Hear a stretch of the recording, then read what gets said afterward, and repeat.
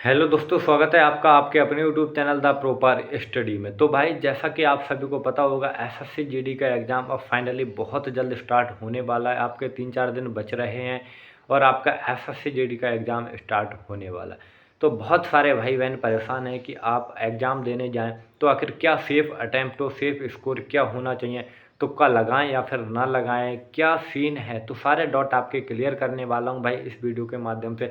यदि बहुत सारे भाइयों को पता होगा जो हमसे पहले से जुड़ चुके होंगे या जुड़े होंगे, तो उनको पता है कि एसएससी जीडी भाई 2 बार क्वालिफाई किया है आपके भाई ने। तो पूरा अनुभव है एसएससी जीडी एग्ज़ाम क्वालिफाई करने का। तो टेंशन मत लीजिए, सारी जानकारी आपको मैं अपने अकॉर्डिंग बताने वाला हूँ। तो भाई अब लास्ट टाइम आपका बचा है। फाइनली मुझे उम्मीद है कि आपने अपनी तैयारी तो कम्प्लीटली पूरी कर ही ली होगी और शायद ही आपका अब कोई भी टॉपिक या कुछ भी पढ़ने को बचा होगा। आप अपनी तरफ से अपना 100% बेस्ट दे चुके होंगे। अगर 1-2 दिन बचा है तो भाई फटाफट जीएस का रिवीजन अब और कर लीजिए। जो भी टॉपिक आपको नहीं पता या नहीं आ रहा है जीएस का, मैथ रीजनिंग के फॉर्मूलाज देख लीजिए। मेंसुरेशन का भाई 1-2 क्वेश्चन आ जाता है। बाकी भाई पेपर कैसा आएगा कैसा नहीं आएगा वो डिपेंड करेगा 5 तारीख को जब आपका पेपर होगा। शायद 5 तारीख से ही स्टार्ट है, एग्जैक्ट मेरे को ध्यान नहीं है। फिलहाल जब भी स्टार्ट होंगे आपको उस दिन मैं आपको सारी जानकारी बहुत ही बढ़िया से दे दूंगा कि भाई आपका आखिर क्या स्कोर रहा। स्कोर की मतलब सेफ अटैम्प्ट रह सकता है, कितना बच्चे अटैम्प्ट कर पा रहे हैं। देखो भाई मैं अपनी बात करूँ, मेरा एग्ज़ाम कब है बहुत सारे भाई पूछ रहे थे। तो भाई फाइनली मैं बता दूं भाई, मैंने इस बार एसएससी जीडी का फॉर्म फिलअप नहीं किया है, जो कि एक कारण सबसे बड़ा है कि मैं फॉर्म फिलअप करने लायक ही नहीं रहा। अब ओवर एज हो चुका हूं, क्योंकि मैंने एसएससी जीडी की 3 वैकेंसी देख ली और जनरल वालों के साथ अक्सर यही होता है, वो ओवर एज हो ही जाते हैं।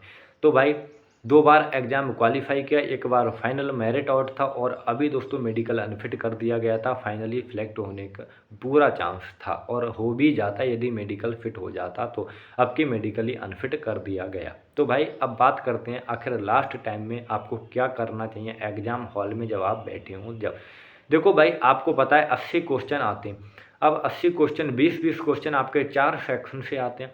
अब मुद्दा ये है भाई, जब 20-20 क्वेश्चन आपके 4 सेक्शन से आते हैं तो 80 क्वेश्चन में 1/8 की आपकी नेगेटिव मार्किंग है और कट ऑफ भी आपकी बहुत ज़्यादा हाई देखने को मिलती है। आपको पता है इस बार जो कट ऑफ है भाई 148-49 फाइनल कट ऑफ गई है उत्तर प्रदेश की जनरल कैटेगरी की। मैं बात कर रहा हूँ भाई, 48 शायद या 49 गई, जिसपे आपको बीएसएफ पोस्ट मिली है केवल नौकरी।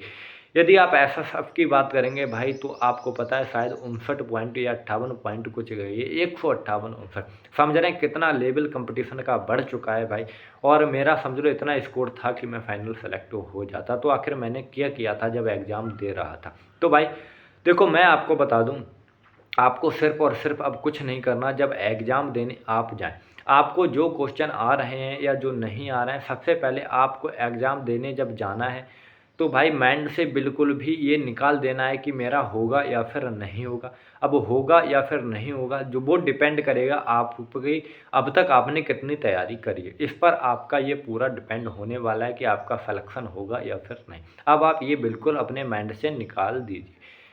अब देखो होगा या नहीं होगा वो आपने छोड़ दिया। और भाई आप फ्रस्ट्रेशन बिल्कुल नहीं होंगे। आप मतलब बिल्कुल माइंड डिस्टर्ब नहीं करेंगे और आप अपना एकदम बढ़िया एकदम अच्छे से अटेम्प्ट करेंगे, कोई भी दिक्कत नहीं लेंगे और बहुत अच्छे से अपना पेपर करके आएंगे।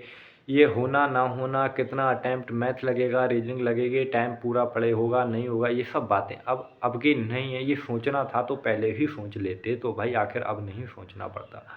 देखो बात मैं बताऊं, अब आप जब एग्ज़ाम देने जाएंगे तो भाई 80 क्वेश्चन में आपने यदि 65 अटैम्प्ट कर लिए, मैं भाई बहुत हाईएस्ट कट ऑफ की बात कर रहा हूँ। जिन जोन की कट ऑफ, जिन स्टेट की कट ऑफ बहुत ज़्यादा जाती है, जिनकी कट ऑफ कम जाती है, वो भी अपना आंकड़ा प्रीवियस आधार के अकॉर्डिंग लगा सकते हैं।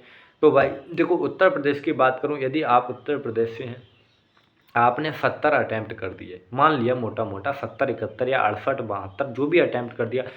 अब आपको भाई 10 क्वेश्चन या 12 क्वेश्चन या 8 क्वेश्चन नहीं आते। अब आपने 12 क्वेश्चन में भाई तुक्का लगाया। तुक्का की स्ट्रेटजी को समझना बहुत ध्यान से। मैंने क्या किया था पिछली बार, क्योंकि ऐसा नहीं है मुझे 80 के 80 क्वेश्चन आ रहे थे। फाइनली मैं बताऊं 70, 71 क्वेश्चन मेरे फाइनली जो ओवरऑल थे सही थे। और नॉर्मलाइजेशन में कितना मिला वो बाद की बात है। फाइनली 70, 71 क्वेश्चन मेरे सही थे। अब देखो जब 8-10 क्वेश्चन में आप तुक्का लगाएंगे, मान लो मोटा मोटा आपने 8 क्वेश्चन में तुक्का लगाया, अब 8 क्वेश्चन में आपने तुक्का लगाया, सब में ए लगा दिया, सब में बी लगा दिया, सब में सी लगा दिया, डी लगा दिया, कुछ भी लगा दिया, कोई मैटर नहीं करता। अगर आपका एक क्वेश्चन भी सही हो जाता भाई 8 में मात्र एक, केवल एक, तो आप बराबर पे छूट जाते, आपका कोई भी नेगेटिव पॉइंट नहीं कटता। तो भाई इससे ये तो समझ में आता है कि हमको छोड़ना तो बिल्कुल भी नहीं है। यदि आप एक भी क्वेश्चन सही कर लेते तो आप भाई फाइनली घाटा में भी नहीं जाते, फ़ायदा में भी नहीं जाते। अब ये समझो यदि फाइनली आपके वहीं तुक्के में 8 में 2 या 3 क्वेश्चन भी सही हो जाए, जो कि 3 क्वेश्चन 8 में होना कोई बहुत बड़ी बात नहीं है। 3 क्वेश्चन तो आप कर ही सकते हैं, कोई भी व्यक्ति 2-3 क्वेश्चन 4 क्वेश्चन तुक्का में कर ही लेगा। यदि आपने मान लो 3 क्वेश्चन सही कर लिए, अब 5 क्वेश्चन का आपका 1.25 कट जाएगा 6 नंबर में। देखो 8 क्वेश्चन है, 16 नंबर के हो गए। आपने 3 क्वेश्चन सही कर लिए, 5 गलत कर लिए, तो 5 के 10 वो हो गए, 6 नंबर आपके बचे। 6 में 1.25 और कट जाएगा, आपका 4 पॉइंट साढ़े 4 नंबर जो भी बनेगा 4.75। अब आप समझ सकते हैं, आप 3-4 नंबर आपके 2 भी सही हो गए, तब भी 1-2 नंबर आप ले ही आएंगे।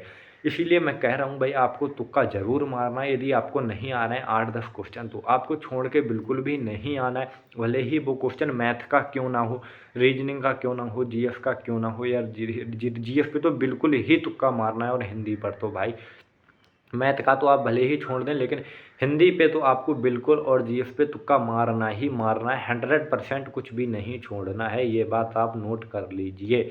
और बाकी जब आपका एग्ज़ाम होगा, क्या लेवल रहा, कैसा एग्ज़ाम आया, क्या था क्या नहीं था, टाइम कैसे पूरा करें, तो सारी जानकारी आपको मैं उसी दिन बता दूंगा। लेकिन हाँ, अब बहुत सारे भाइयों के मन में डाउट होगा कि भैया आपने पहले कौन सा सेक्शन अटैम्प्ट किया था। तो भाई देखो, मैं आपको बताऊं मैंने क्या किया, आप क्या करने वाले उसको छोड़िए। लेकिन आप यदि कुछ भी नहीं जानते, आपको मैं बता रहा हूँ, आप बिल्कुल फ्रेशर हैं और पहली बार एग्ज़ाम दे रहे हैं, तो आप सबसे पहले भाई रीजनिंग अटैम्प्ट करिए। आप सबसे पहले रीजनिंग अटैम्प्ट करिए। रीजनिंग क्योंकि एक ऐसा सब्जेक्ट है जो आपको कॉन्फिडेंस दिलाएगा आपके एग्ज़ाम में। क्योंकि आप जब रीजनिंग अटैम्प्ट करेंगे तो भाई स्किप आपको स्किप वाला वो आता ही होगा। जब नहीं लग रहा है तो फटाफट स्किप करिए, टाइम नहीं दे रहे। देखो पूरे पेपर पे आपको आधे घंटे में घूम लेना है, 30 मिनट में, 32-35 मिनट में। क्योंकि आपको भाई एक बार में जो क्वेश्चन नहीं लग रहा उसको तुरंत स्किप करिए, दोबारा सोचिए भी मत। यदि आपने दोबारा सोचा, आप फंस गए, तो आप हो सकता है 3-4 मिनट उस क्वेश्चन पर ही दे जाएं। जब आप रीजनिंग करेंगे और रीजनिंग के तुरंत जस्ट बाद आप एक हिंदी सब्जेक्ट ऐसा है, तुरंत आपको हिंदी करना है। आप 100% ये 2 पोर्शन अपने बहुत अच्छे से अटैम्प्ट कर लेंगे, ये मुझे ऐसी उम्मीद है। उसके बाद आपको कुछ नहीं करना, फिर जीएस अटैम्प्ट करना है। इन तीनों को अटैम्प्ट करने के बाद फिर लास्ट में जाकर आपको मैथ अटैम्प्ट करना है। और ये चारों अटैम्प्ट जब आप पहले बार में करेंगे तो भाई आपको 15-20 मिनट बचा लेने हैं। और उन 20 मिनट में आपको जो आपके मैथ, रीजनिंग, जीएस या हिंदी के जो भी क्वेश्चन छूटे हैं, देखो हिंदी में तो कुछ छोड़ना ही नहीं है भाई, आपको पहली बार में ही लगा देना है। बाकी जीएस में भी आपको पहली बार में ही लगा देना है। यदि 1-2 क्वेश्चन पर डाउट रहता है तो कोई बात नहीं, आप अगली बार में भी लगा सकते हैं। जब आप 15-20 मिनट रह जाएंगे, आप 15 मिनट भाई अपना दोबारा पेपर पे ओवरऑल फिर घूमेंगे। फिर भी यदि 1-2 क्वेश्चन रह जाएगा तो आपके पास लास्ट के जो 5 मिनट हैं वो बच रहे होंगे, तो आप लास्ट के 5 मिनट में फिर से उन जो 7-8 क्वेश्चन आपके छूट चुके होंगे उन पर आप घूमेंगे। तो 100% मैं वादा करता हूँ आप भाई उन क्वेश्चन को भी कर ले जाएंगे जिन क्वेश्चन पर आप पहले फ्रस्ट्रेट हो रहे थे, परेशान हो चुके थे, और आप मतलब ये बिल्कुल उम्मीद नहीं थी आपको कि आप वो क्वेश्चन कर ले जाएंगे। बाकी तुक्का कैसे लगाएं, पहले कौन सा सेक्शन अटैम्प्ट करें, ये सारी रणनीति मैंने आपको बता दी है अपने अनुभव के आधार पर।